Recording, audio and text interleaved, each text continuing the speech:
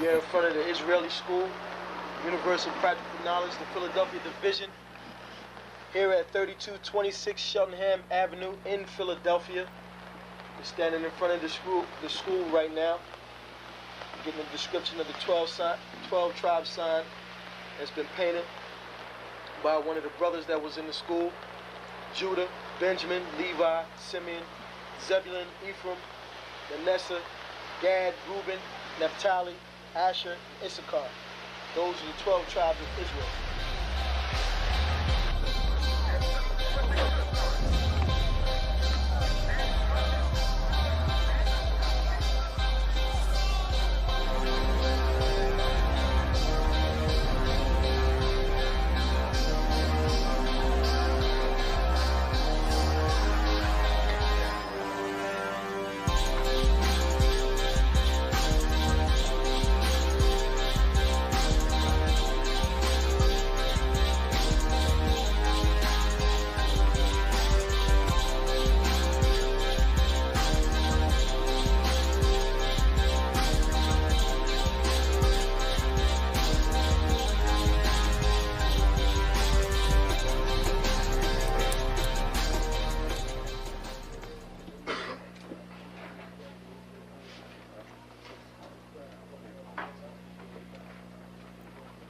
Shalom. Shalom. You've been waiting for this day, so this day has finally come. A lot of you have been wondering where this knowledge that you've been hearing is coming from, and the powerful truth that you've been hearing, how this was established. Well, we finally were able to arrange for the priests to come down from New York and spend some time with us. And I'd like to introduce them if I can. These are some great brothers. We're very glad to have them with us. We want to make them feel as warm as possible, because this is their work and the extension of their work and what they've laid down some time ago. I'd like to introduce, first of all, priest and Sixth Shield General, 4th in command in the nation of Israel, Lahab. I'd like to salute this brother. March up. Barak.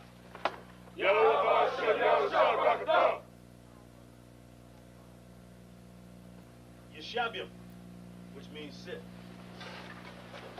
And I'm going to turn it over now to Priest General Lahab. Water, brother. I'd like to say this, starting off, we're very impressed at your school here, and we're very impressed to see that the brothers and sisters in Philadelphia think enough of the Most High and the Bible and the truth and your nationality to be a part of this, because most of the brothers and sisters are running from the truth.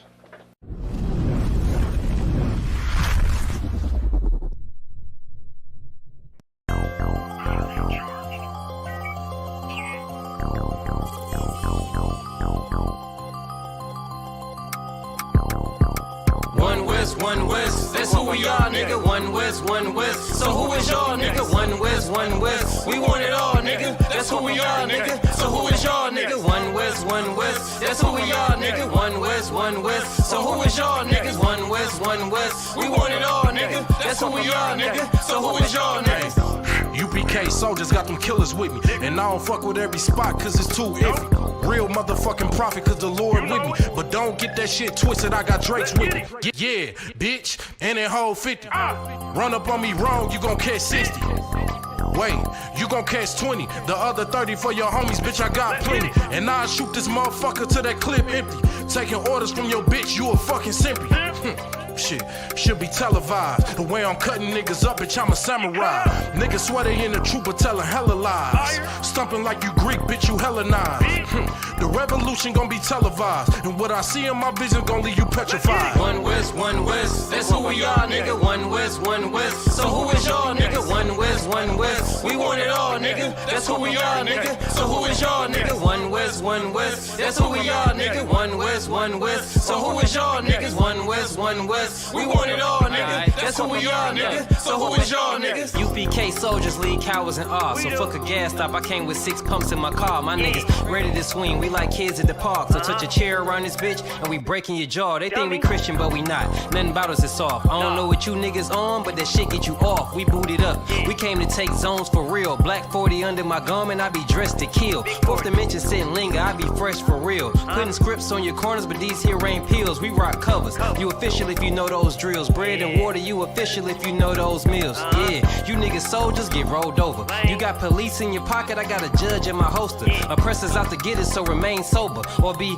chained to them chains till there's nothing that remains of us. A cult leader like Christ, we got the same culture. I bang on them, tell my enemies the reign's over. I up the sig and keep pulling like a chain smoker. The game ain't changed, one West stayed the same on them. One West, that's who we are, nigga. One West.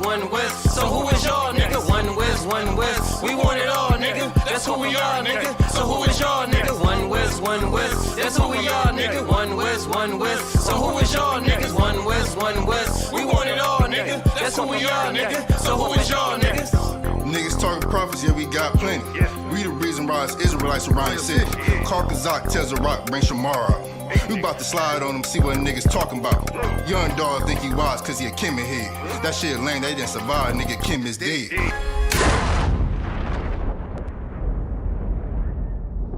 Where I'm from, little nigga, is a dirty game. I pledge allegiance to Yahweh, bitch, I'm UPK.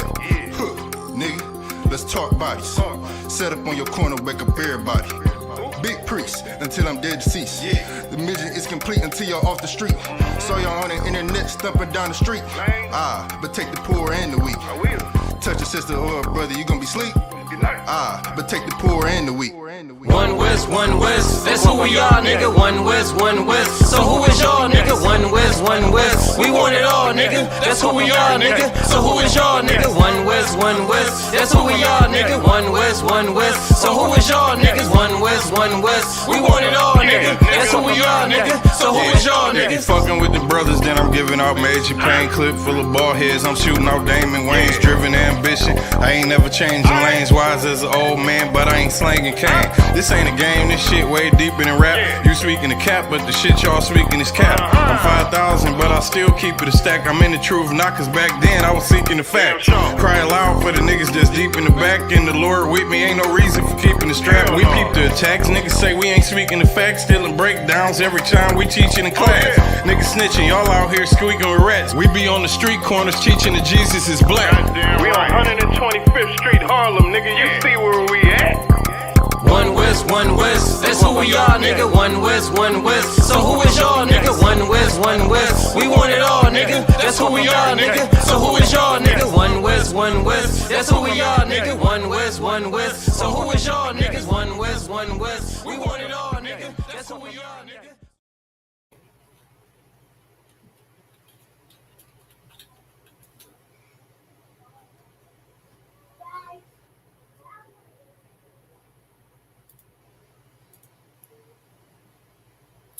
All right, hey, shalom, Israel, shalom. Yahweh Shemel Shabraka Thumb. To all the brothers, Yahweh Shemal Thumb by Shemel Shad, all the sisters. All right, let's get it, Akim. This is another Monday night history class. All right, let me double check, make sure my sound is good. All right, if you're watching, if you can hear me, put a 1 in the chat. All right. Make sure you like, share, subscribe to the channel. All right. Testing. Sound check. All right. We're good. All right. So again, shalom, everybody. Thawad for tuning in. Make sure you like, share, subscribe. All right, like, share, subscribe to our YouTube channel. All right, help get this truth out. We got another Monday night history class. Again, Thawad for everybody tuning in. Quick shout out to the chat. Shalom, Elder Charles, Kwamada, Aisha Banath, Shamaya Matar, Yahawada, Nasha Gabar, and Kwamada. All right, shalom, everybody. Thawad for tuning in. All right, what's going on, Barak Ya Allah? All right. rocking bracket, all his crown, the water arc. You understand? Brotherhood's a weapon. Looking for a headpiece last minute, tried to put something on, and this was right in front of me. So Thawada Barak, shout out to you. Shout out to all the brothers in the ISUPK. Always looking out for one another. All right. But again, this is Monday Night History class. And so this tonight's class, it kind of came up last minute because of a video that I saw of there was a European man walking down the street with all his toys. He had a AR on his shoulder, a pistol in his pistol on his hip, and there was a big altercation with police officers. And as I was watching it, I said, this would be a good class to look in the history of mass shootings inside America. And just with one Google search, I probably had over 200 articles pop up on Europeans going around in mass numbers, unaliving people. I mean, all these mass shootings, all these largest mass shootings in history done by European people. And one easy class I have to find information on, because it's something that rings very true on in the why the Bible speaks of. And you read in the New Testament where Christ speaks on some characteristics of the devil. And he was speaking to the fingers and Nicodemus. Like it wasn't Nicodemus, he was sometimes saying, ye are your father,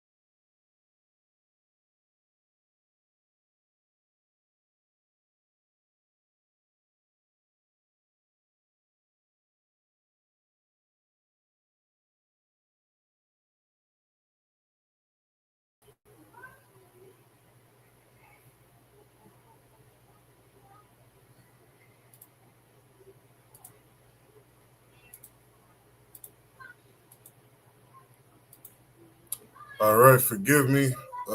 We have some technical difficulties, but I believe we're back in. Okay, we're good to go. Salakia. All right, Salakia means forgive me. But we're back. We're good to go. So again, we were just starting off. Again, we're Monday night history class. Please forgive the technical difficulties. We got a lot of rain and lightning and stuff going on down here, which could be some of the problems. But right now we look good to go. So again, this is Monday night history class, and we're getting into the history of mass shooters inside of America. Okay, we're getting into the mass shootings, and this particular topic or subject is a pretty easy subject to find information on because there's such a large amount of information out there. And not only there being a large amount of information out there, historically, these mass shootings all lead to one race of people.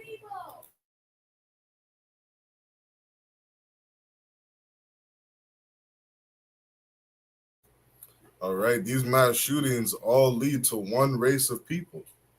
And as I was breaking down just before we broke up, is that, Christ warned Blacks, Hispanics, and Indigenous about these people.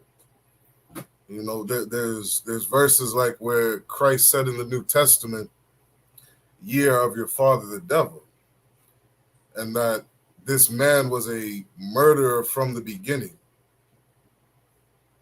a unaliver, a man capable of doing heinous crimes. You look at the first recorded murder in the Bible, the first recorded record of somebody unaliving somebody or taking a man's life is Cain, a man, who had so much anger and hatred in his heart where he was able to unalive his brother. And Christ said, "Ye are of your father the devil." This man was a murderer from the beginning, and that there's no truth in this man. In the Isupk since 1969, we've been telling the world that the European man, our oppressor, is the devil that the Bible speaks of. He's a murderer. He's a liar.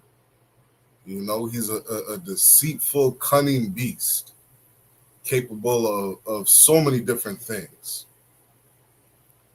And when we go and look at history, we're able to look at the records of this man. We're able to look at the history of the Caucasian man, and it is a very bloody history. You go and look up, the history of the Romans, the history of the Greeks, the history of all these quote unquote greatest empires to ever, succeed in the history of this earth. And the Europeans' history is full of so much murder. There's a video that I was watching, which I thought was so interesting, in that even you would think the European, being so mighty in his capabilities of war, that he would only do this to other races of people. Maybe he would have some love for himself. But like we see from the beginning, Cain unalived his brother, meaning Esau has no problem killing his own family. He has no problem killing his own family. And one of the biggest terrorists to European today is his own people. I'm gonna share a video real quick of a brother bringing up some interesting points and posing, some interesting questions. Now, I, of course, we in the ISUPK don't support this man at all, but he brings up some interesting facts and questions that is being aired and put out in the public, right? Let me play this real quick. That the biggest terror threat is something else. Some people who are marching, towards the border. Point out to people a little bit this weekend. I keep trying to point out to people not to demonize any one group or any one ethnicity, but we keep thinking that the biggest terror threat is something else. Some people who are marching, towards the border like it's imminent, and then. So, one of the first things he says is that in America we keep believing that there's some large threat, that we have some big threat in America, and people like Donald Trump would have you believe that, it's the Mexicans inside of America. It's the Venezuelans, down in South Central America. There's certain things that are always pushed out in the media. They'd have you believe that, Islamic terrorists, or the people over in the Middle East are some of the biggest threats to America. Somebody could get me right on that, but how long was America at war, over with the Afghanistans? Over there, the war on Iraq. Spent, what's his name? Barack Obama spent, the most amount of money out of every U.S. president on the war on Iraq because they were such a danger to the Americans.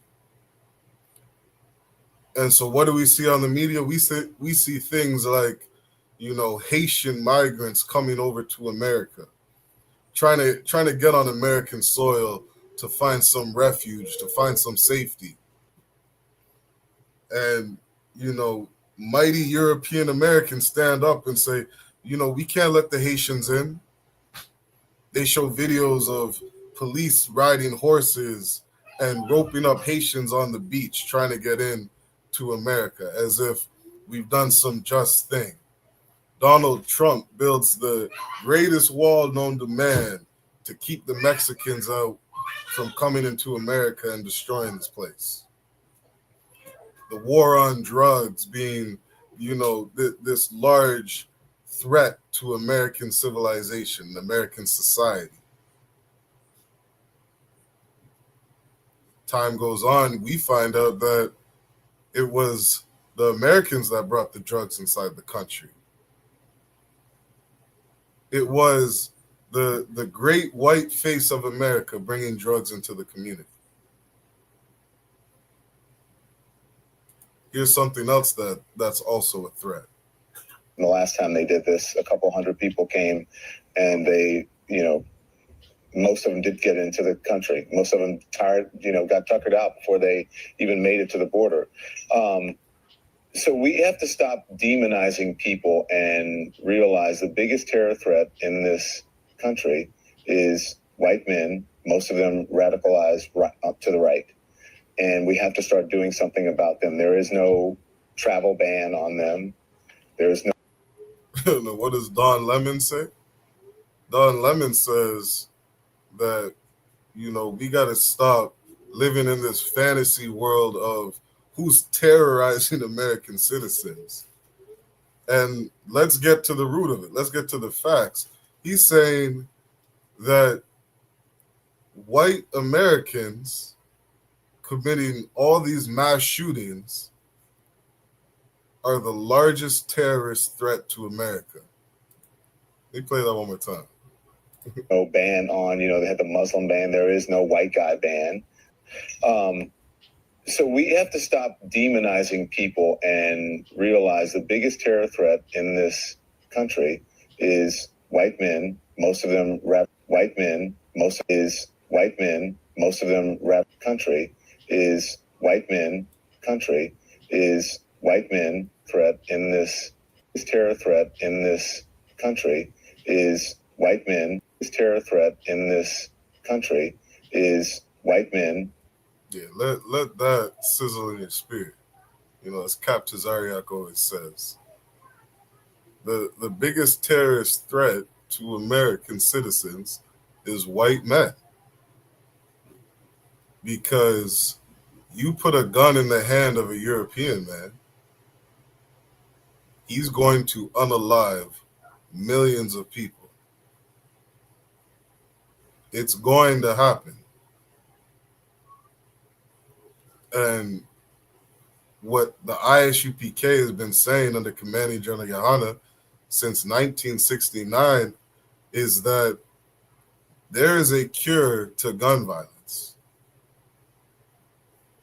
Not only is there a cure to gun violence, but the ISUPK is a organization that absolutely is a love group. It is a love group that is capable of keeping white Europeans safe, which a lot of people can't understand. If the ISUPK, if Blacks, Hispanics, and Indigenous men were ruling this earth under Christ, white people would be safe. There would be no mass shooters. There would be no European mass shooters going around unaliving millions of white people. It wouldn't happen.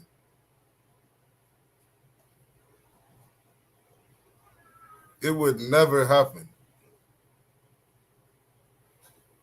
The ISUPK absolutely loves white people.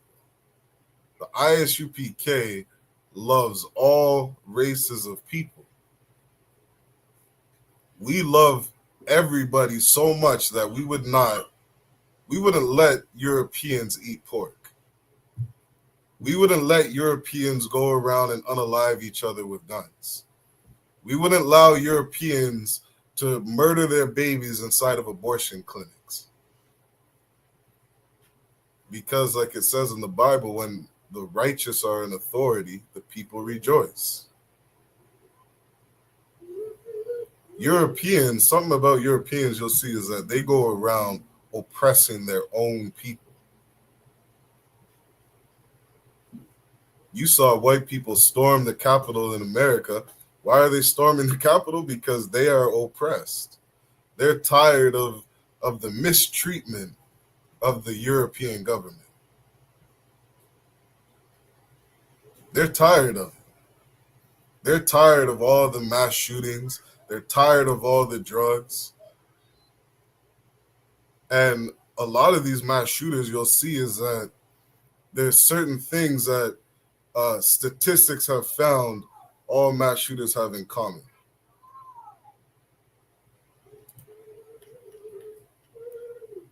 And one of them being is that these mass shooters are largely doing these things because of what do they call it?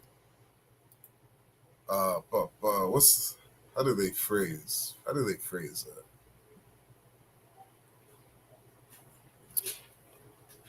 Let me find that really quick.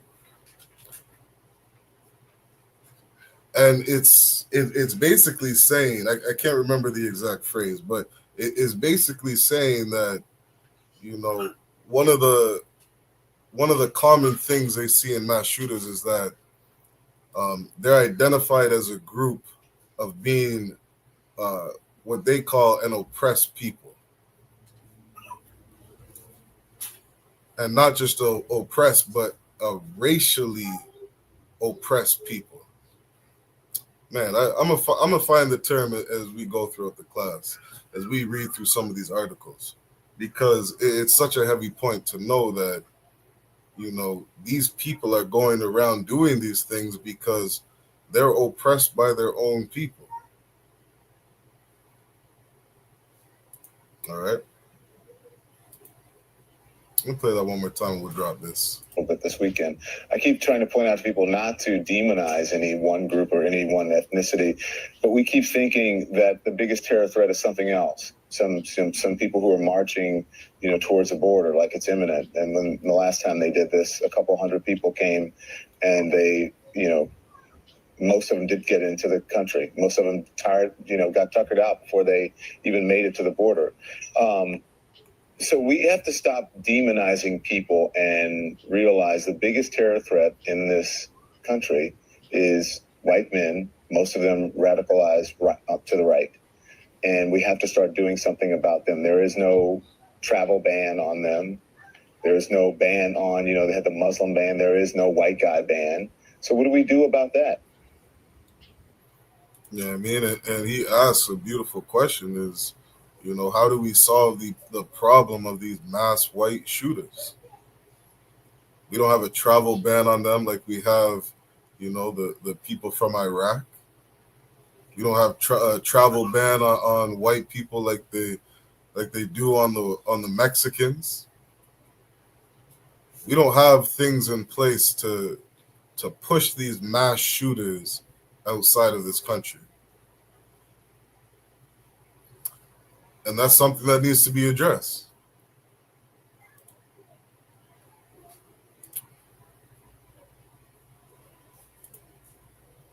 Let's share my screen for another video.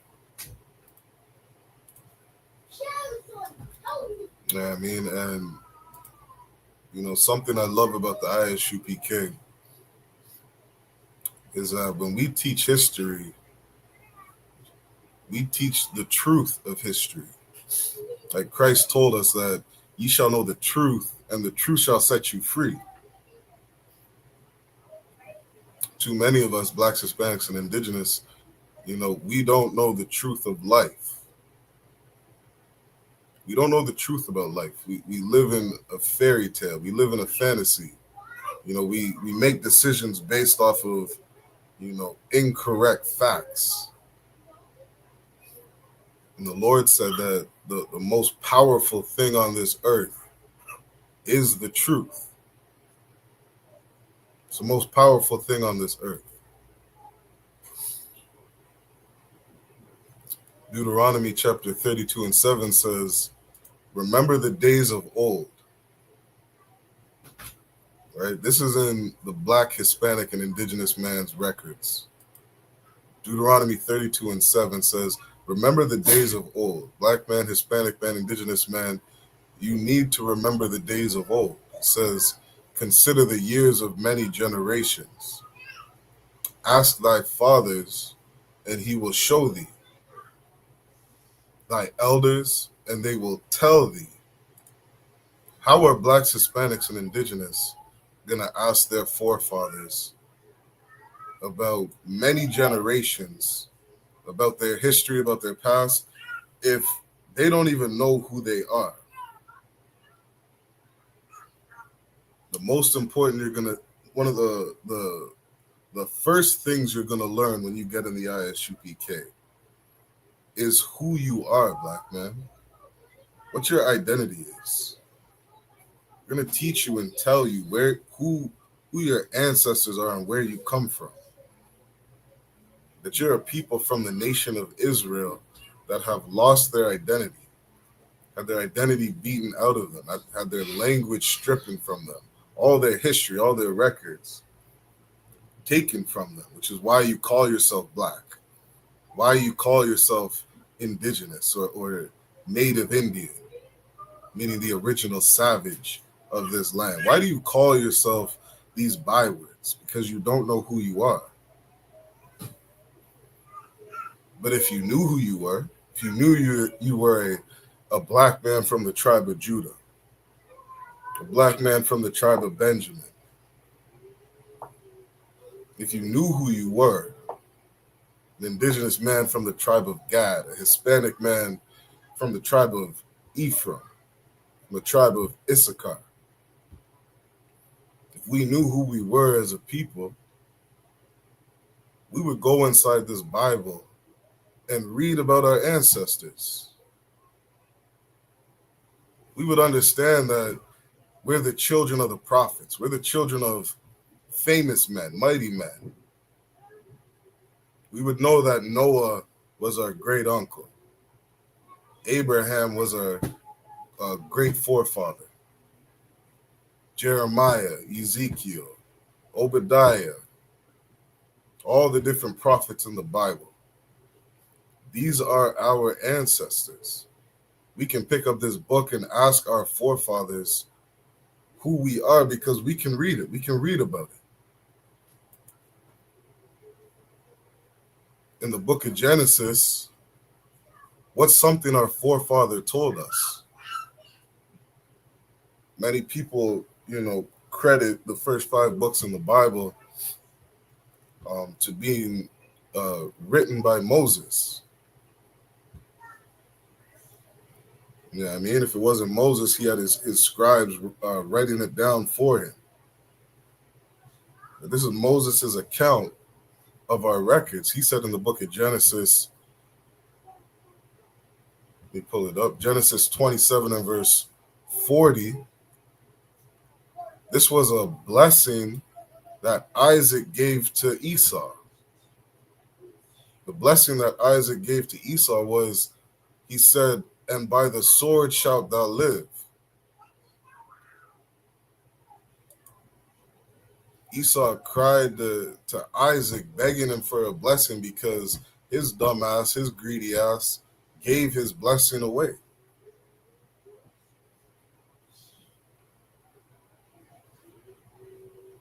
Which is why he has so much hatred towards his brother Jacob. We got to understand that, there are spiritual parts to this Bible. There's dark sayings all throughout the Bible. These are things that are hard to be understood. Christ said, I spoke in parables, so only a certain people could understand these records. There's many dark sayings all throughout the Bible. And these are parables. These are things that, when you read for face value, you may not understand what it's saying.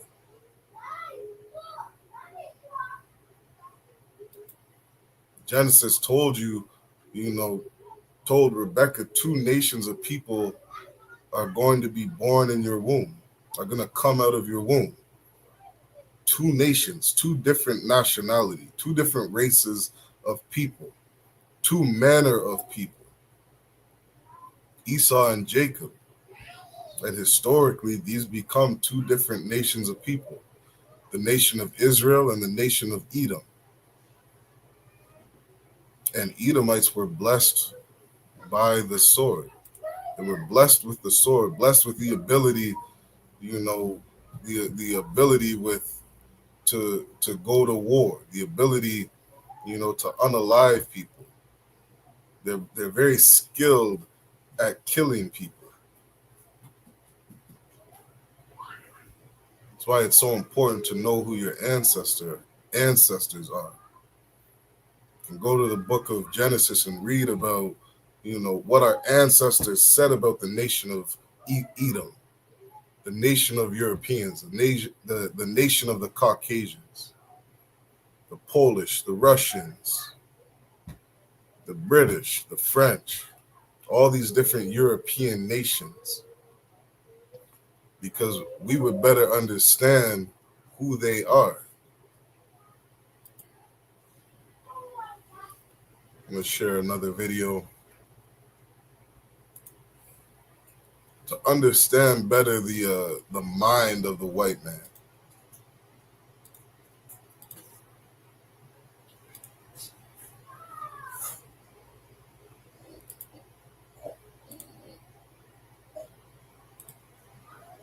Flag at the White House is lowered today following a mass shooting at a Las Vegas concert last night.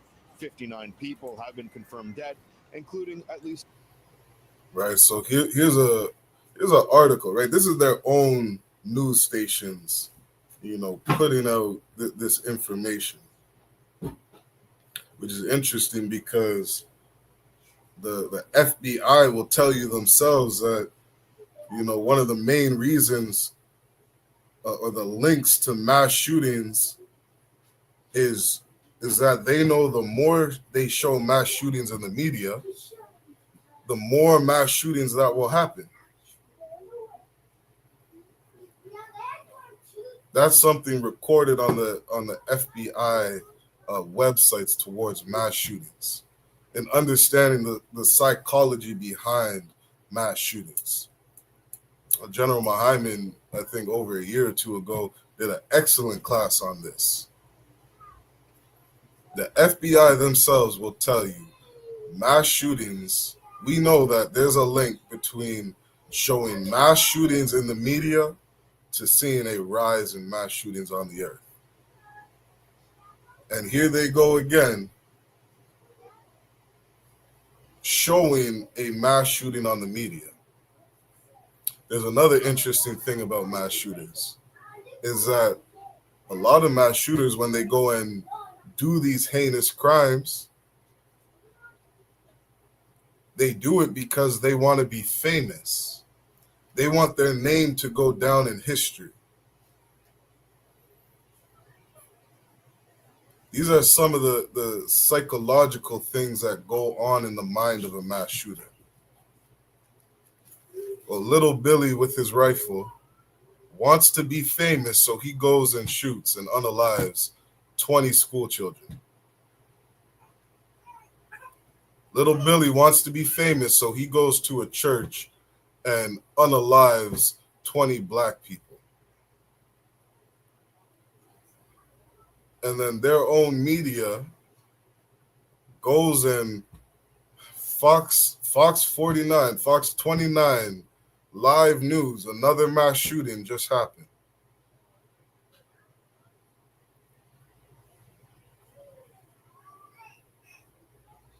If Europeans had any, serious intentions of cutting down on mass shootings, they would stop broadcasting these things in the earth. Maybe if you didn't give little Billy a platform to be famous, maybe little Billy would stop unaliving people by the thousands.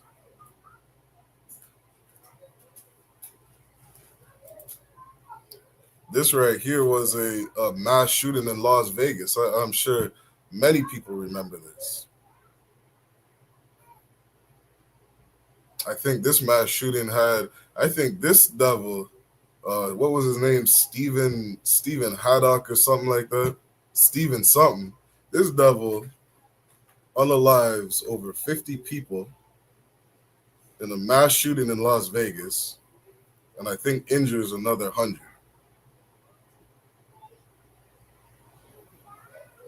Little Billy with his rifle taking shots at a crowd in Las Vegas.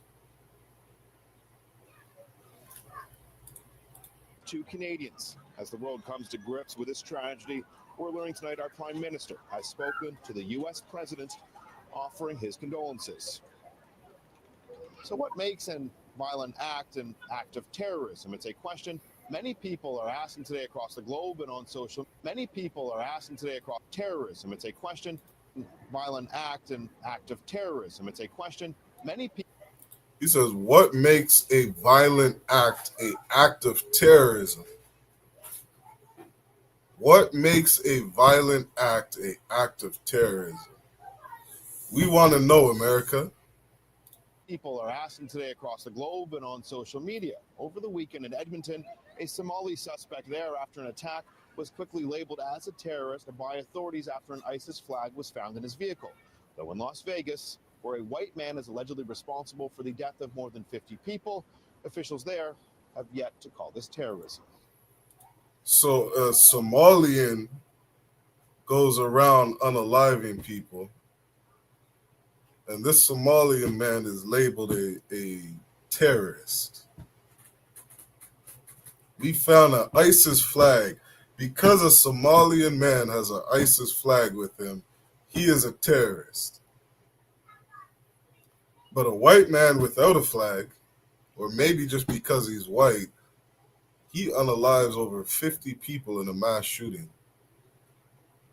What is he labeled? We believe it's a local individual. He resides here locally. I'm not at liberty to give you his place of residence yet because it's an ongoing investigation.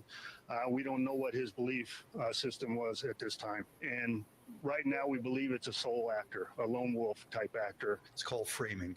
And the way we frame these stories is that if it's a person of color, it must be terrorism. If it's a white person, it's probably not. It's probably a mental health type actor. It's called framing. And the way we frame these stories is wolf type actor. It's called framing. And the way we frame these stories is that if it's a person of color, it must be terrorism. If it's a white person, it's probably not. It's probably a mental health issue. And so this is a expert, what Esau would call in journalism. And he says there's something that we do in journalism called framing. Something they do called framing. And he says, how good are they at it? They are extremely good at framing. If it's a person of color, this person's a terrorist. What do they say about blacks, Hispanics, and indigenous? Oh, that's a thug. That's a gangster. Somebody who grew up without a father. Somebody who had a drug problem.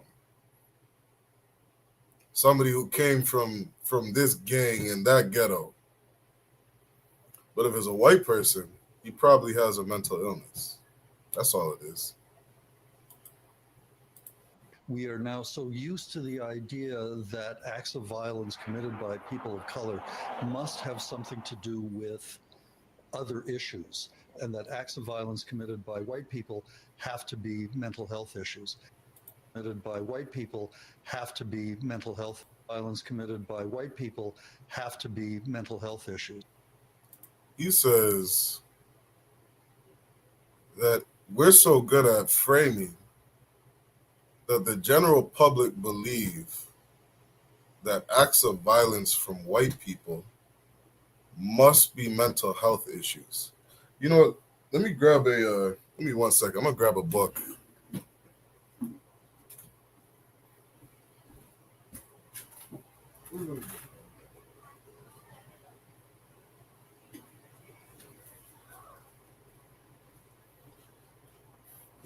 So lucky, forgive me. I got such an excellent book. And it's titled, if we can see that. This is a book titled The Jews Among the Greeks and Romans. You know, this is an excellent historical book on, you know, the accounts of when the Romans first encountered the Jews. All right, where the Greeks and the Romans first encountered the Jews. And during that time, there was a man named Antiochus Epiphanes.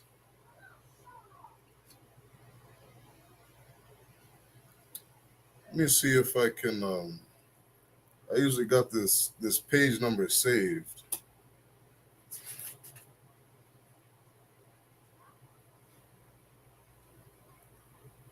Because what they said about Antiochus Epiphanes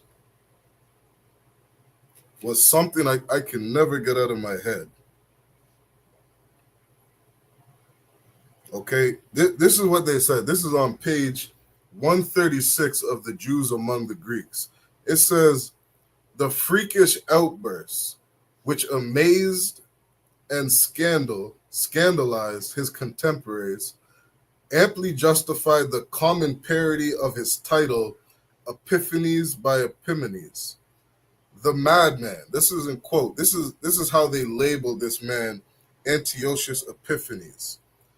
His name was the madman. Some there were perhaps his royal nephew and biographer, Ptolemy of Egypt among them, who regarded him as unqualifiedly demented. It says, Ptolemy of Egypt among them, who regarded him as unqualifiedly demented. It is likely enough, if the stories about him are even partly true, that he had periods of real derangement. You know some of the history of the Romans, the history of some of these quote-unquote greatest kings to ever rule the earth? Do you understand that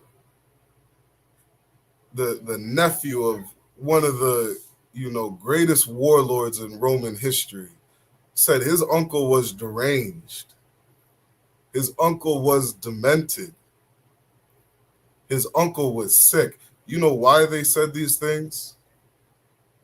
You know how many millions of people the Romans slaughtered? Do you know what type of man you have to be to go around mass shooting a crowd of people? To pick up an AR-15 and unload it in a crowd of people who are watching a live concert. These people are absolutely mentally deranged. These people are absolutely sick in the fucking head. Salakia for my words. You have to be a demented individual to be able to do a certain crime like this. You have to be.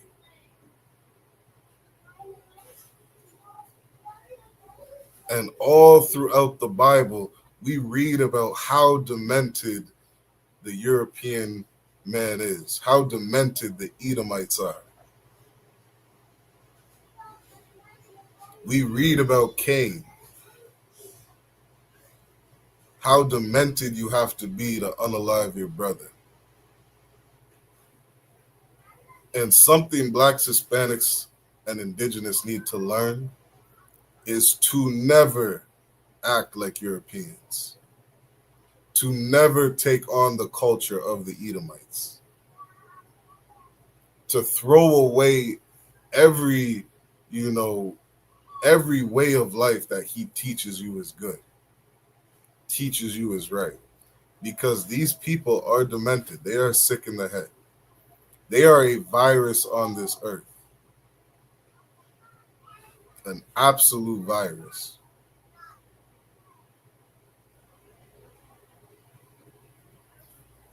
That's why it says in the book of Romans chapter 9 and verse 13,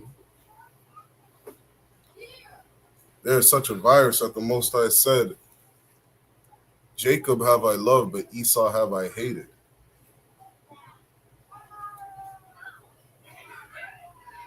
To the point of God hates these people.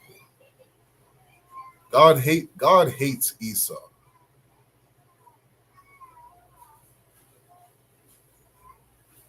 And the moral in Romans chapter 9 is to understand that Black man, Hispanic man, Indigenous man, is that you are the hero. You are the righteous people on this earth. You are the vessels of honor. And understand that Edomites, they are the vessels of dishonor. That Edomites, they are the villain. They are the villain on this earth. And we see it day after day, story after story.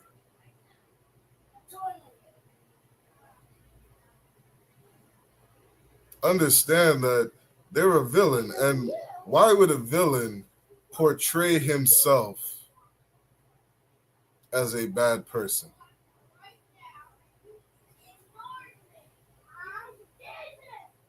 A villain might go around saying, I'm the greatest thing on God's green earth.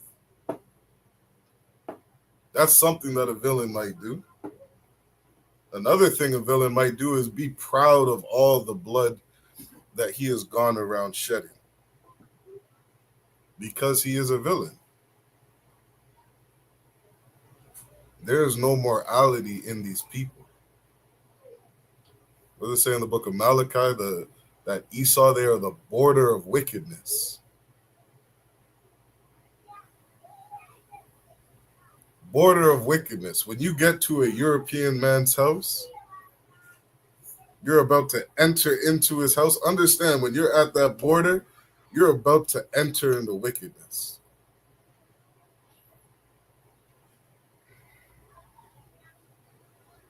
When you cross that state line, you come into an Edomite's territory. You have just entered the border of wickedness. You have just entered wickedness. This Washington Post headline describes the alleged shooter as a gambler who liked country music and lived a quiet life. Stephen Paddock was a gambler who loved country music. I bet you if Stephen Paddock knew before he went around unaliving 50 people at a concert, if he knew what the news articles would say about him, he probably would have went around unaliving millions of people so that he could have his name recorded in history.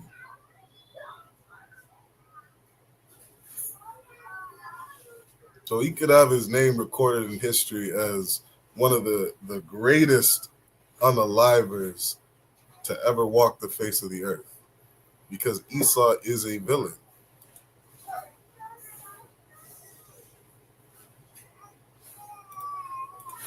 Country music and lived a quiet life.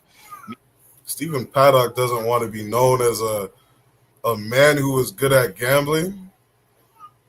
Stephen Paddock doesn't want to be known as a man that loved country music. Do you know how infuriating that would make Stephen Paddock be? This man wants to go down in history for unaliving hundreds of people. He doesn't want to go down in history as being a gambler, being a man that loves country music. White people, you're doing your brother a dishonor. You're doing him a disservice. You should be ashamed of the news articles that you put out against these mass shooters. You guys should know better.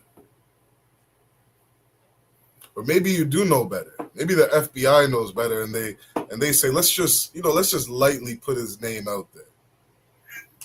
Let's put these articles out so that he can just have a little fame. Otherwise, they might trigger too many billies to go around unaliving people. We don't want that many deaths on our hands. We still got a country to run. Maybe the FBI knows that. Memes also have been popping up on social media today, including this one from Family Guy, suggesting different classifications for different cultural backgrounds. During our Facebook Live interview with UFT's Jeffrey Dvorkin, viewers also weighed in. Anthony Garcia wrote, the motive behind this terror attack in Vegas is hate, bigotry, and racism, so now you do the math. Samantha Cato Singleton chimed in, saying, if you're white, it's not terrorism. Usually the definition of terrorism has been exclusive to politically motivated acts. But academics look to expand that definition because of the manner and the number of people that are killed in these kinds of attacks. So, of course, we don't know what the motive is. We don't know, the information is still coming up. But, I was just saying on Twitter, look, if killing 50 people and injuring 200 isn't terrorism, then I quit. The United States Patriot Act recently redefined domestic. This is why the Bible says that the truth is the most powerful thing on this earth. You know what that man fails to understand? He doesn't understand the bloodlust that flows inside of Esau's veins. He doesn't understand that.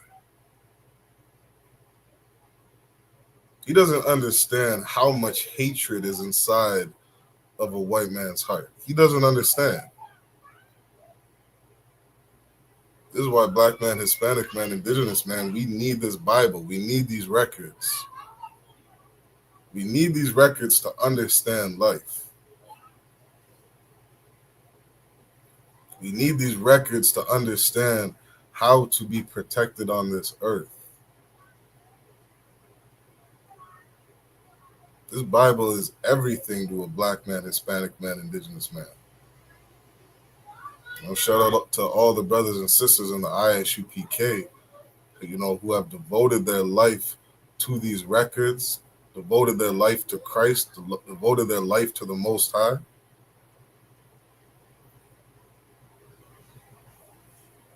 Because these records will truly change the entire fabric of society.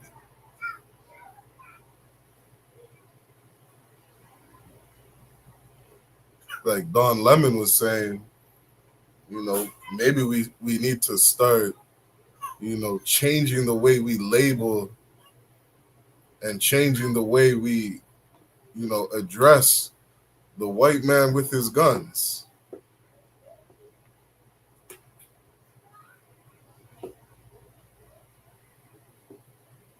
And he's right for saying that.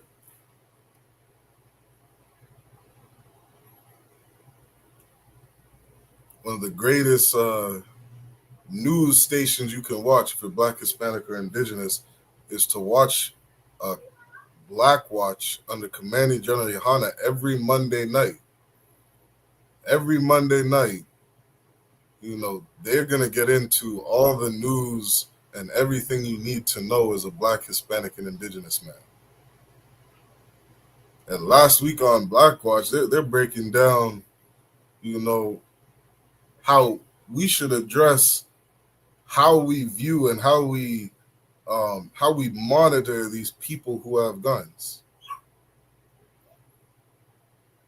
General Hyman has said, every year you got all these different licensing and updates that you got to do with your vehicle, that you got to do with your driver's license. Every year you got to get your eyes checked to make sure that you can still drive on the road. Whatever different, things that we go through year to year to make sure that we can, keep safely driving a vehicle. Why don't we do that with guns? Why don't we have, every year, why aren't we checking people's mental health every year to see if they should still be able to carry a gun or not? Check to see if, does this person believe in conspiracy theories?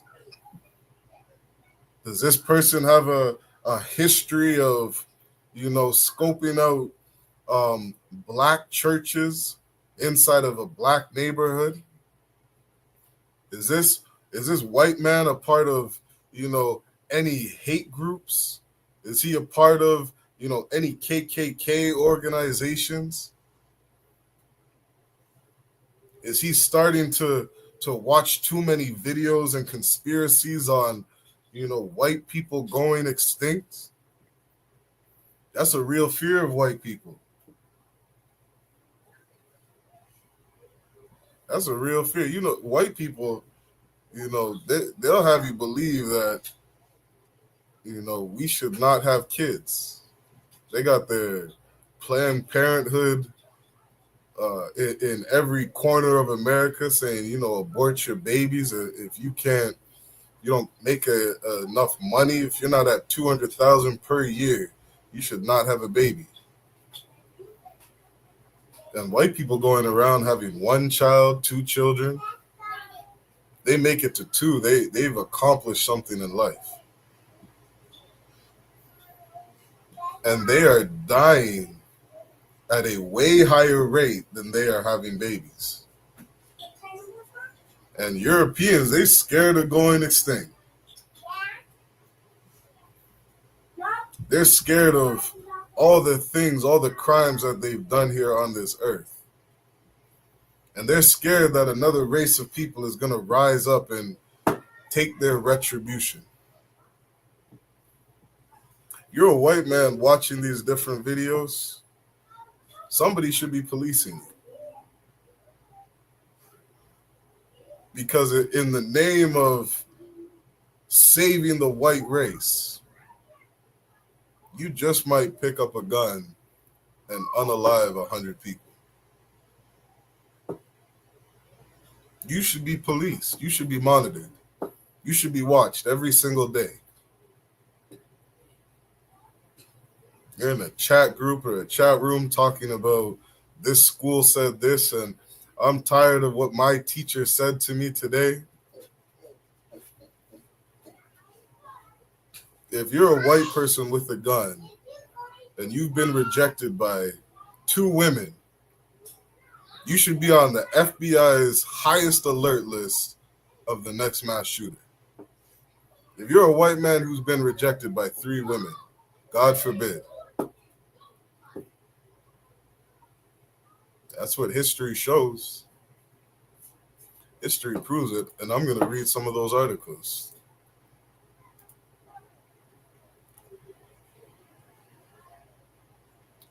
I got an article from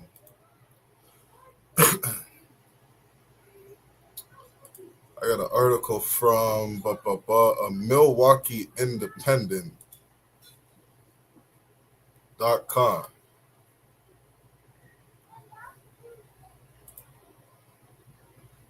MilwaukeeIndependent.com says American violence, the sad racial history behind why mass shooters tend to be young white men.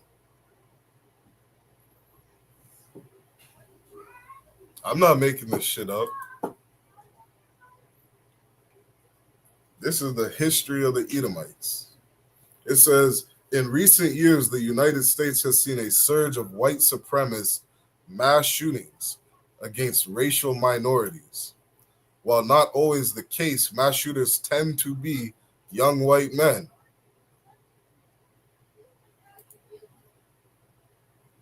These are the people that need to be monitored. White supremacists. If you're a part of a white supremacist organization, you should not be allowed to own a gun. You shouldn't. If white people really loved Charlie Kirk, they would not let white people who are a part of white supremacist organizations own guns. If you really love Charlie Kirk, you would do that.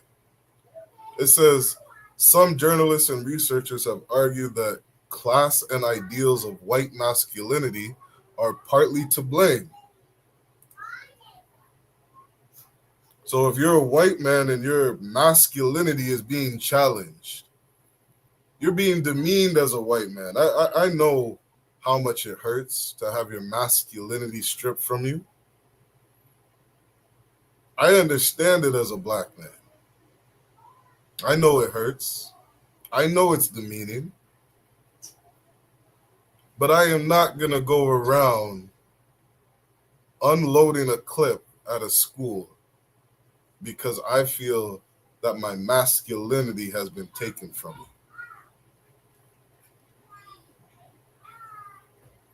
Shoot, I couldn't count how many times I've called another man a bitch.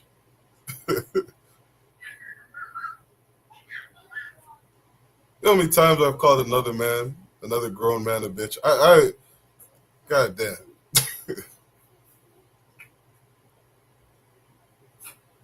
Working in construction alone this last year, I've probably seen, over 200 men called a pussy, a bitch, weak.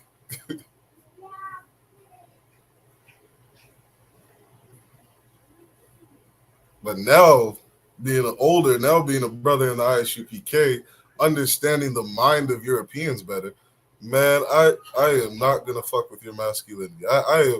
Don't worry, white. When you're at work, white man, I am not going to tell you or make you feel like you're less than. Because I might encourage you to go unload a clip inside of the next church. I'm reading it right here. It says white masculinity are partly to blame.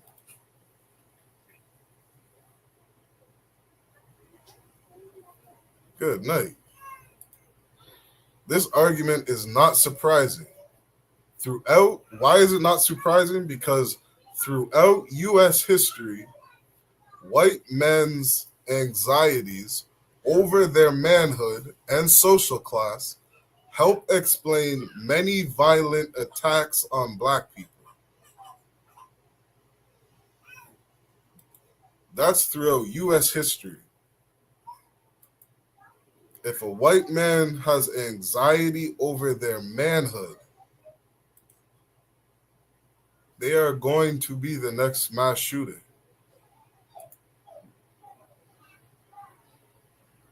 If a white man has anxiety about how he perceives himself in this world,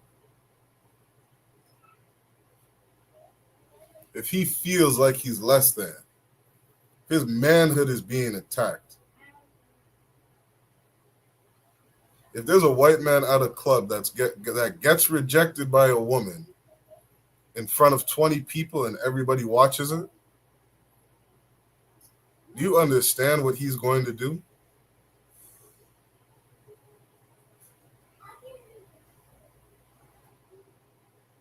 The Bible understands. The Bible understands the capabilities of Esau. History understands the capabilities of Esau.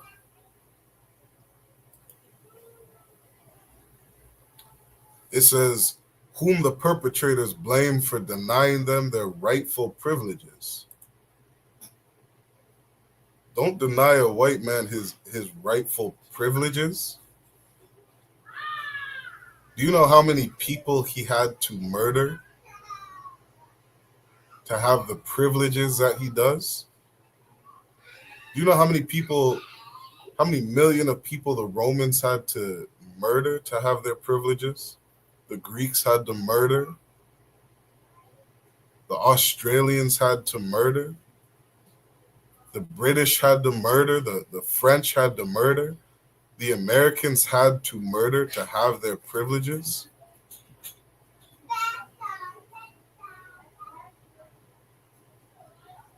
White people are privileged. Understand that. They are very privileged. They murdered a lot of people to have the privileges that they do. They had to unalive over 77 million Native Americans to have the privileges that they do. They had to unalive over 90 million so-called blacks to have the privileges that they do. Don't fuck with the white man's privilege. He might go crazy, according to Milwaukee Independent. It says, such was the case with Dylan Roof, a then 22-year-old white supremacist who was convicted and sentenced to death in the 2015 deaths of 9 black worshipers at the Emmanuel African Methodist Episcopal Church in the Charleston, South Carolina. Don't fuck with Dylan Roof's privileges. Dylan Roof showed the world why you don't mess with a white man's privilege. Don't do it.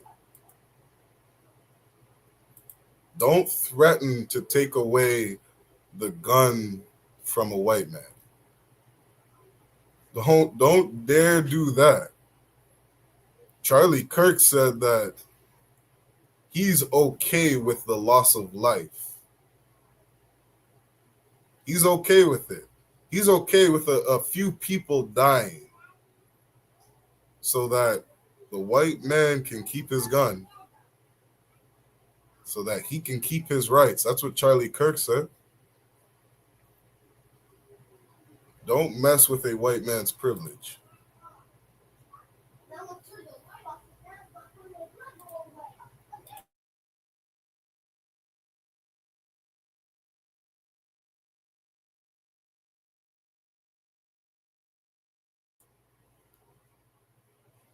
let's keep going. It says, in another case involving a racist mass shooting, Peyton Gendron, a white supremacist who believed a slew of racist conspiracy theories he discovered online. So Peyton Gendron, he found a bunch of conspiracy theories. And these conspiracy theories threatened his privilege in America. You will make white men go crazy if you put conspiracy theories out there saying that we are going to take away your guns. That conspiracy theory will make a white man go crazy. That conspiracy theory, if that white man believes it, he is going to go into the next music concert and unload 30 rounds inside of a crowd. He's going to go nuts because you can't threaten the white man's privilege. Charlie Kirk was okay with dying for that reason.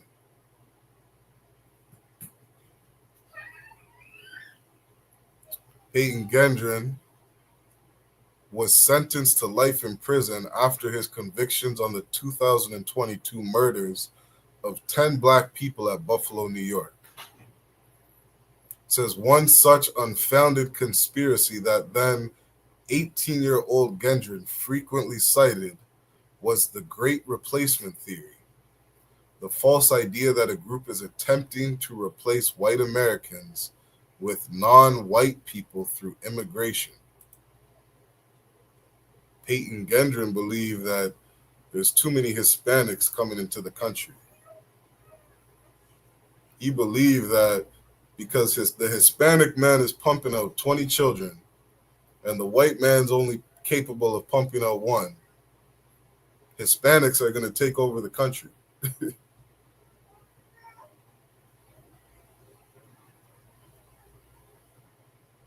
Peyton Gendron believed that a Hispanic straight man with too much testosterone is the problem. Because a Hispanic man is capable of having 50 children, that's the problem. It's not that white people are just natural born homosexuals. That's not the problem. It's not the problem that white men love sleeping with other white men. That's not the problem. But that straight Hispanic brother over there, he's the problem. That straight Hispanic brother is having too many babies. And they're going to take over white society. Oh, I gotta kill these niggas. That's what he thought. It says, it is my belief as a scholar of U.S. history. This is a scholar, quote unquote, historical scholar. It's his belief that labor, ethnicity, and masculinity, that Ruth Gendron and other recent mass shooters and racist attacks share similar insecurities with their historical predecessors. Because American historical scholars, they know the history of white people. They know their history. They understand the white man's plight in America. They understand the white man's oppression inside of America. They understand that this nigger in the 1700s was emasculating me in front of my wife. This slave boy he dares to step up to me in front of my wife. He is emasculating me in front of people. I need to hang him from a tree. That's what this historical scholar understands about white people. He understands how oppressed they are. It says, in modern day society, young men face many hurdles to traditional avenues of masculine success. Men are being emasculated. And this is a scary thing for American society. Because white men don't take being emasculated well. It says it's more difficult than ever for young people to purchase a home, secure a high-paying job, or find a marriage partner. White people can't find homes. They can't buy a house. They can't afford a house. A white man can't get a high-paying job. A white man can't get a girl. This is very emasculating. This is very emasculating. This is very troubling for a white man. Can't get a high-paying job or find a marriage partner. It's rough times out here for Esau. It says these difficulties result in a great degree of anxiety among young people who struggle to achieve the security of their parents' generation. These white boys, they're looking bad in front of their parents. These white boys, they're putting their parents' name, their father's name to shame. Because their father has a good house. Their father has a high-paying job. Their father has Pamela Anderson around their arm. That beautiful white woman with long blonde hair. And these young white men are struggling to find that. They're watching too much pornography. They're playing too many video games. They don't have the social capabilities to find a woman. They have too many anxieties.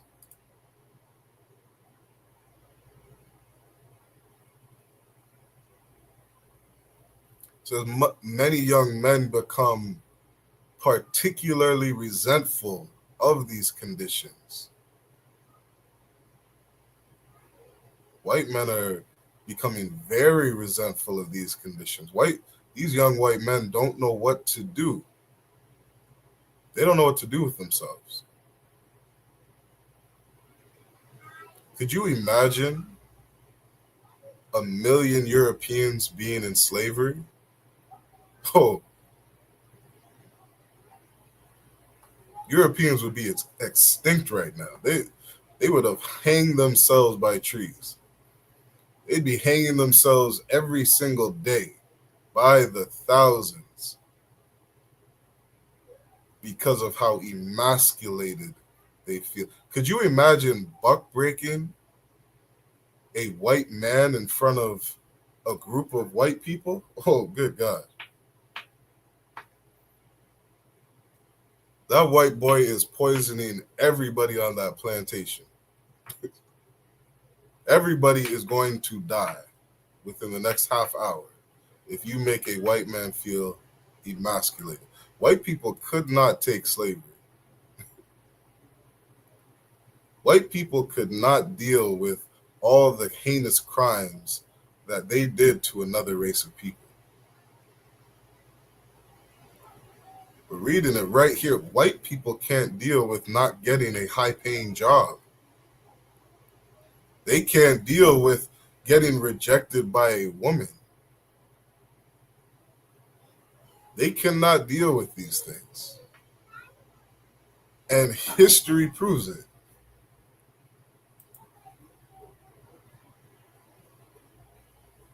The 1863 New York City draft riots During the Civil War, northern states like New York instituted a lottery draft of fighting age white men.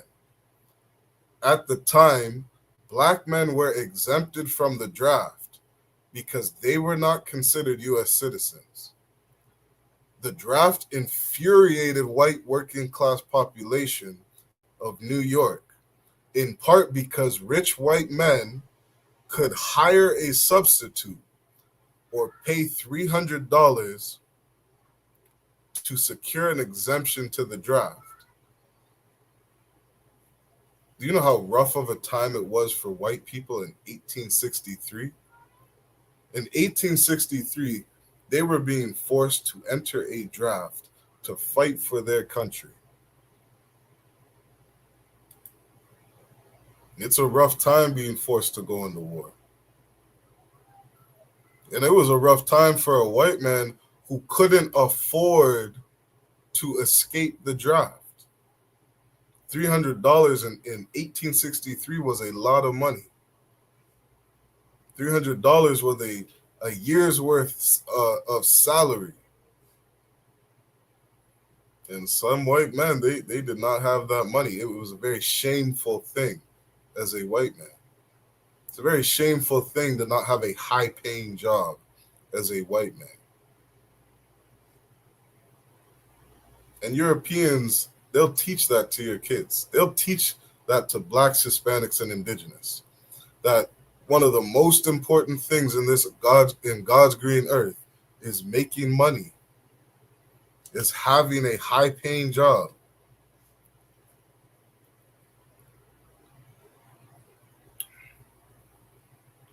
That is everything to white culture. Being successful, having a lot of things. That is everything to a white man. If you take away Donald Trump's toys, his yachts, if you take away all his houses, all his condos, all his penthouse apartments, you know what you would do to Donald Trump? He needs more. That is everything to white culture. If you didn't make over $500 a year in 1863, that was a rough time for a white man. It says, in response, thousands of white workers rioted between July 13th and July 16th. Do you understand what this did to white people? A white man not having enough money, he is going to riot. And not just riot, but when he rioted, he killed over 100 people. They concentrated their attacks on African Americans, whom they beat, tortured, and killed. If white people don't make enough money, they are going to beat, torture, and kill blacks, Hispanics, and indigenous. That's in their history.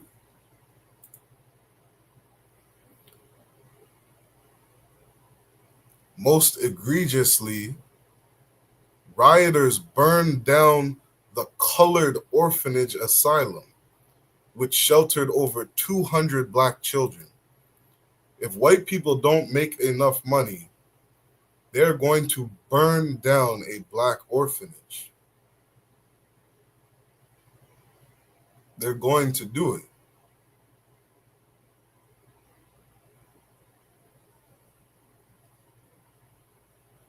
Shoot, I see black people rioting because you put your knee on the neck of a brother.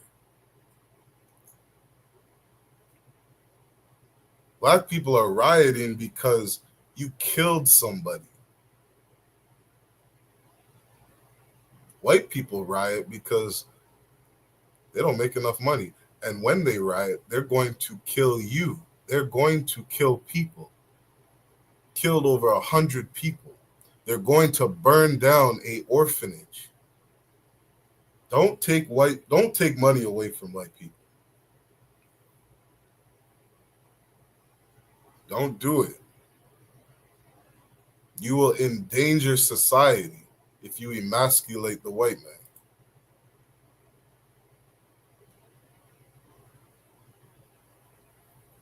In one particular display of gendered symbolism, a 16-year-old white youth dragged a black corpse through the street by his genitals.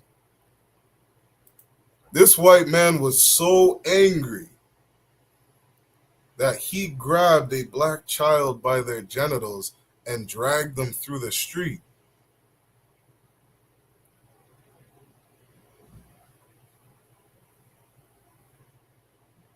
Don't take away white people's money.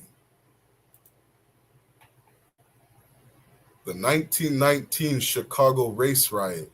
During the turn of the 20th century, the Great Migration saw many Southern black people move from the rural South to the northern cities like Chicago. As waves of black people moved into the city, white Chicagoans on the city's south side began bombing campaigns against black-owned homes to keep them out of white neighborhoods. In 1919, there were too many black people moving into Chicago. White people felt threatened. You're threatening white society. So what did white people do? They started to bomb black homes.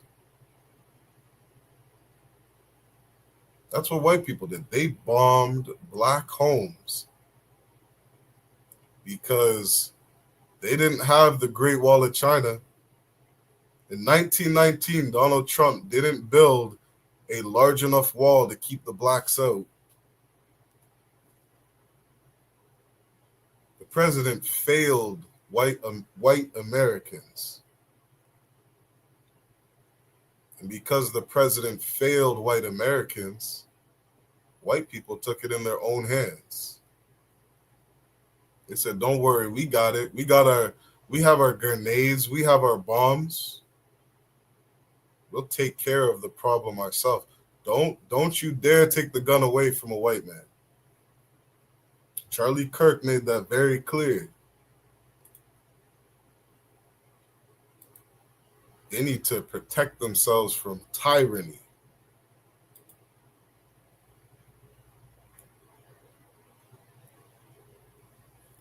In July 1919, a black teenager inadvertently drifted into what was considered the white section of Lake Michigan. Angry white people threw rocks at him, and he eventually drowned. The incident sparked the infamous Chicago race riot, which left 38 people dead, most of whom were black.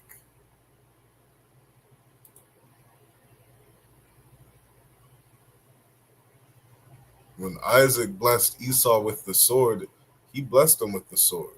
Esau, he has the capabilities of turning anything into a weapon.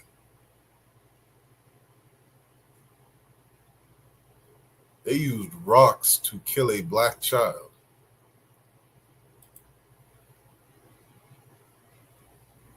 The main perpetrators of riot violence were organized white youth gangs operating under the moniker of athletic clubs.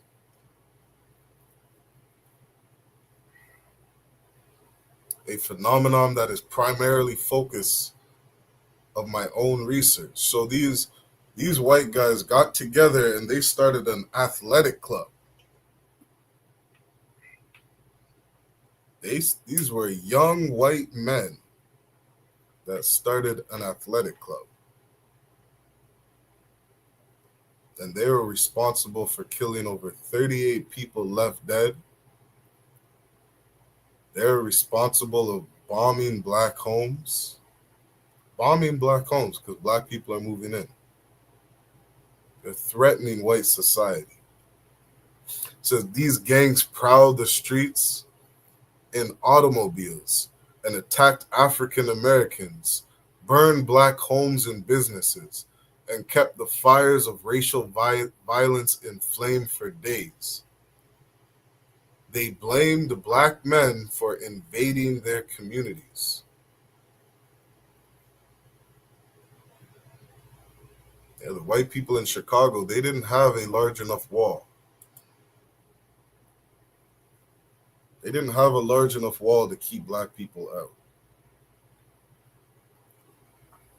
That many of the youth gang members were the sons of Chicago packing house workers and did not want to endure the menial wage work of their parents.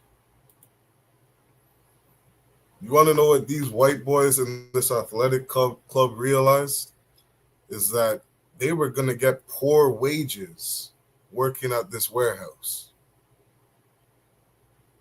Black people moving into Chicago was a threat.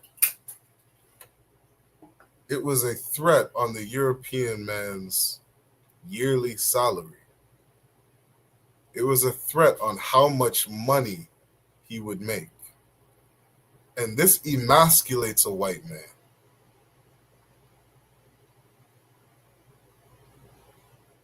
It's very emasculating to a white man not to have a lot of money.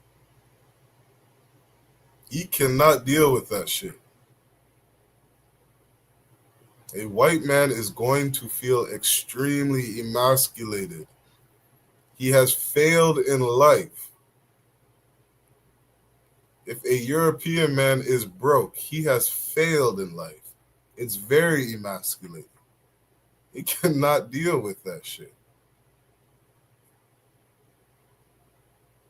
If blacks, Hispanics, and indigenous would pick up the book of Obadiah and read it, they would ask their forefather Obadiah. If these dumbass Christian pastors would pick up the book of Obadiah, probably the one book in the whole Bible that a pastor will never read. It says, how are the things of Esau thought out? If a thief was stealing at night, would he not have stolen till he had enough? That's what a regular thief would do. A thief would steal until he had enough. He would take just enough food so that he could feed his belly. He'd take just enough food so his family could eat. That's what a regular thief would do. But not Esau. That's not what Esau does. Esau has to colonize the entire earth. He has to colonize over 180 countries. He has to take everything. He has to take all the oil that was found in the Jordan River. He has to take all the oil found in the Middle East. He has to. Because if he doesn't make money, he's going to feel emasculated. There is a bloodlust. There is something inside of a white man that makes him tick. He is greedy beyond belief. You will never understand the greed of a white man. You couldn't comprehend it. Because everybody else, they would steal until they had enough. They would stop. They'd be okay with one hamburger. A hamburger and fries, they're fed. They're good. Esau, he is going to steal 200 burgers. He's not going to go into one grocery store and take out everything from the racks. He's going to find a way to go to every single grocery store on this earth and take everything. And he is skilled with war. He lives by the sword. He has the capability of weaponizing anything.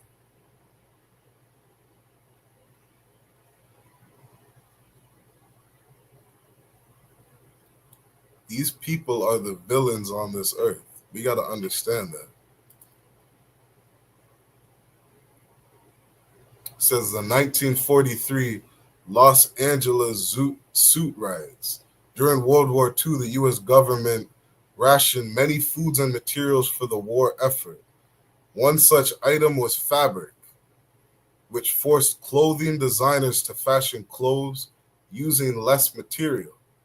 Most Americans embraced wartime rations, viewing sacrifice as their patriotic duty. But in communities on the West Coast, young Mexican American men flaunted flamboyant zoot suits. They were highly, brightly colored and distinctively flashy, but more importantly, they required a large amount of fabric. White Americans viewed the zoot suits as a mockery of the war effort. On June 1943, a series of riots broke out in Los Angeles as white servicemen attacked young Mexican Americans sporting zoot suits. Demonstrating their fury over the clothing, servicemen stripped the suits off many victims and burned them. Over the course of 3 days, over 150 Latino men were injured. But the police did not arrest a single white serviceman. In many ways, the zoot suiters challenged the masculinity of the servicemen. On one hand, the white men felt affronted by the Mexican Americans' audacity to scoff at their manly sacrifice to go to war. On the other hand, by attacking the zoot suiters and ripping off their clothes, the servicemen effectively denied their claims to manhood. There are many parallels between racial violence of the past and mass shootings of today.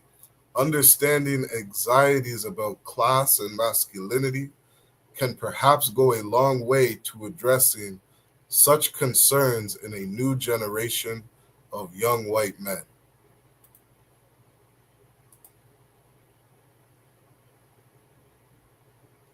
Good night.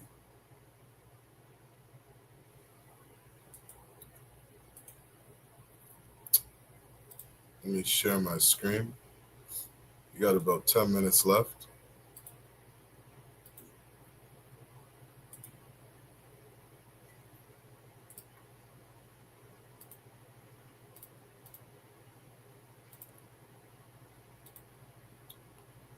This is an article from ndtv.com.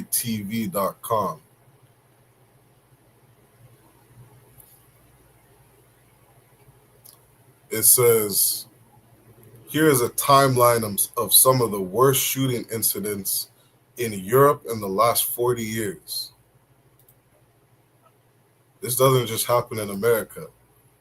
1987, Belgium, Michael van Wijndal killed 7 people in Belgium.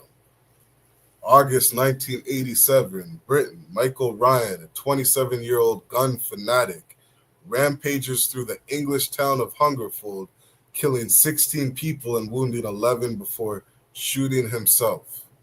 1989, France, a French farmer shoots and kills 14 people, including members of his family in the village of Luxeuil, near the Swiss border.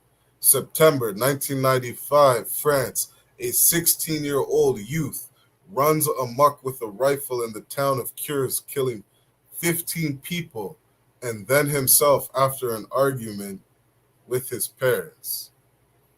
March 1996, Britain, Thomas Hamilton bursts into a primary school in the Scottish town of Dunblane.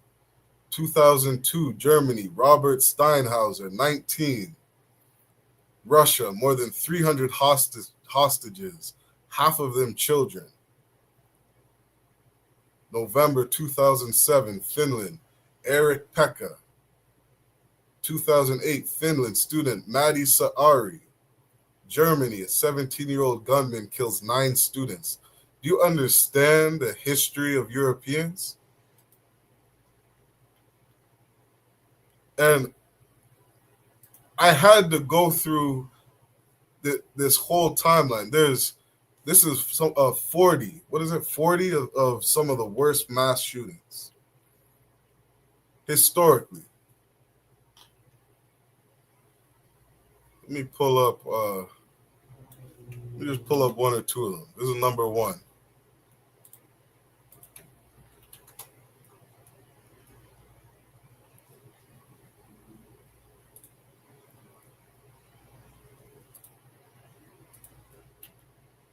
This is Michael Van Zwendel.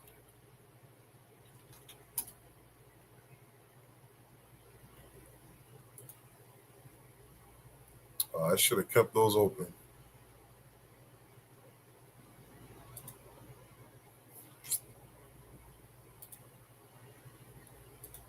Let me see. See if I can find a picture of this devil. Maybe I should just list some of these names, for time's sake. You have about 7 minutes left.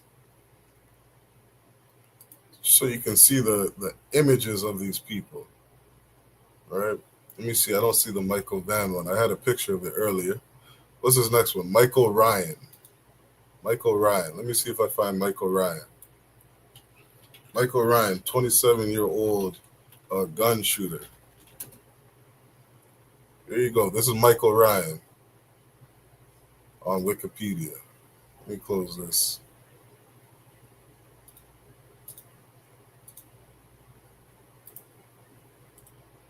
This is Michael Ryan right here. Michael Ryan, mass shooter, goes on a killing spree in Berkshire, United Kingdom. That's August 1987. Shot and killed 16 people, including his mother and an unarmed police officer, before killing himself. No motive for the killing was ever established. I know the motive behind this man.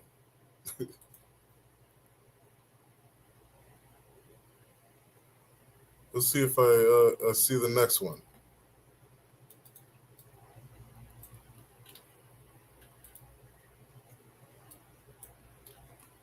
Who's this? French farmer shoots and kills 14. Christian Dornier. Close that. Let me share the next one. I had to look it up for myself to see if all these people are they black thugs? Are they indigenous savages? Are they wetbacks, spics? I had to look up who are these people.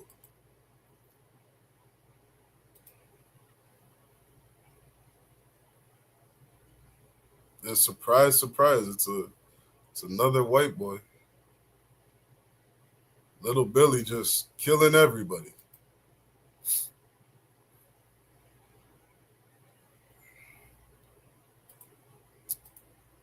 Let's see.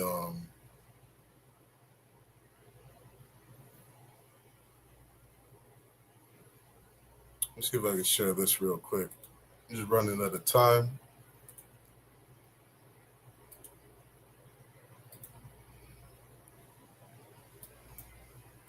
Don Lemon on CNN, who happens to be black, did a segment which is pretty interesting, which is, should we start profiling white men when it comes to these mass shootings? Because when we look at all of these incidents, it really tends to be young white men between 18 and 25. Here's a little bit of these incidents. It really tends to be young white men between 18 and 20 mass shootings. Because when we look at all of these incidents, it really tends to be young white men.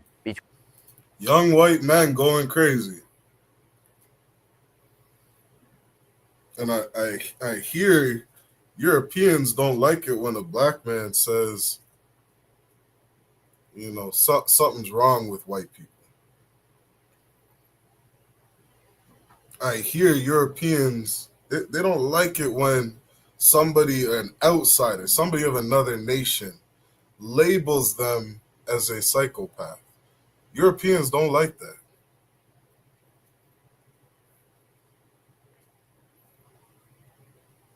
They don't like that. But here we have another white boy who's speaking about his own people. Between 18 and 20, all of these incidents, it really tends to be young white men between. The white people know that they're the mass shooters. This ain't a surprise. The FBI knows it. The FBI understands the white man's plight in America.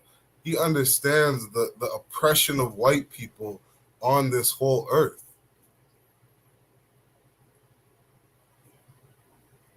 White people don't have enough money. They don't have enough.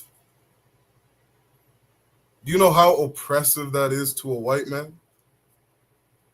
Do you know how emasculating it is to a white man to not own everything on this fucking earth? It is very emasculating.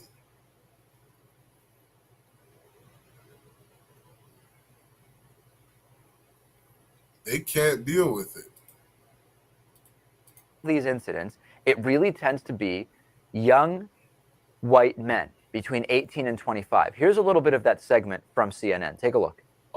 Talking about what should happen with gun laws. Richard Moran is here, Tom Dietz, Lou Palumbo, also David Sirota. David, I got an interesting tweet that said all recent mass killings were committed by 18 to 25-year-old young men, primarily white. Virginia Tech is the exception. Are you saying that we should start profiling white men? Exception. Are you saying that we should start profiling white men? Are you saying that we should start profiling white men? Well, I think we should ask the question, why is America 30% white guys and 70% of the shootings in the last many decades have been, why is America 30% white guys and why is America 30% white guys and 70% of the shootings in the last? White men make up 30% of America, but they're killing over 70%, or they make up over 70% of all the mass shooters.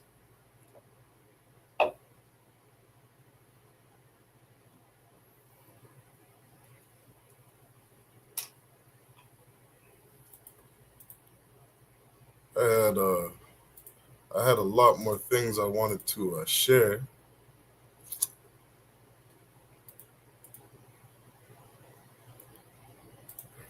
Cap Tazarian had just posted something I thought was interesting too. Maybe I'll play that last thing and then we'll end up the class. And understand, again, if you're Black, Hispanic, or Native Indian, make sure you like, share, and subscribe. All right, help get this truth out. All right, because we're really out here trying to save the lives of Black, Hispanic, and Indigenous. We're really trying to save the lives and cure our people. This is something that Cap Tazariak had just posted in on his channel, one of his shorts. Interesting video.